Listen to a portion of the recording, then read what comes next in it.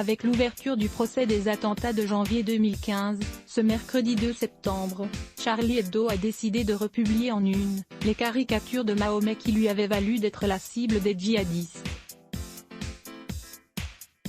Ce choix éditorial a visiblement plu au lecteur puisqu'en l'espace d'une journée, le dernier numéro s'est retrouvé en rupture de stock chez certains marchands de journaux à Paris. Avec seulement 31 numéros disponibles, Sofiane avait à peine de quoi tenir jusqu'à la fermeture de son kiosque, ce mercredi, malgré le fait qu'il a commandé 10 fois plus d'exemplaires que d'habitude. Pour plusieurs de ses collègues, qui n'en avaient pas pris autant, l'ensemble de leurs exemplaires ont été vendus en quelques heures seulement. Apparemment, il va y avoir un complément de vente la semaine prochaine par Charlie Hebdo, souligne toutefois l'un d'eux. Ce succès n'étonne absolument pas Pascal qui explique que compte tenu des événements actuels et ce qu'il se passe au tribunal, c'était logique. Pour Adam, un lecteur parisien qui a acheté ce numéro, c'est un acte sain qui permet de défendre la démocratie et la liberté d'expression et ils ont été nombreux, comme lui, à effectuer cette démarche, comme en 2015, numéro spécial, tout ça pour ça.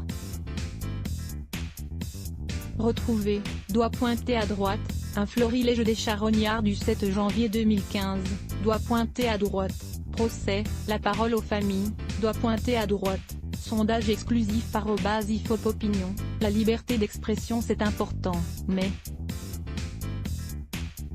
Disponible dès demain. pic.twitter.com/newtingva6kr, Charlie Hebdo @charlie.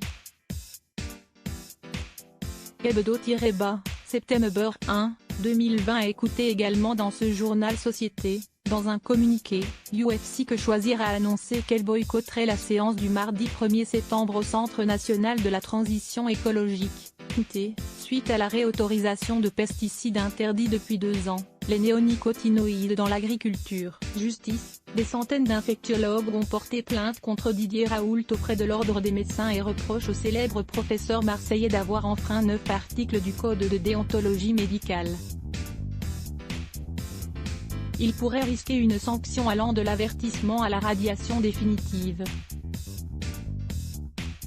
Football, la star brésilienne du Paris Saint-Germain, Neymar, a été testée positive au coronavirus, tout comme 2 de ses coéquipiers, Angel Di Maria et Leandro Paredes. Les 3 joueurs venaient tous d'Ibiza où le virus circule activement en ce moment. La rédaction vous recommande lire la suite Let's Block ADS.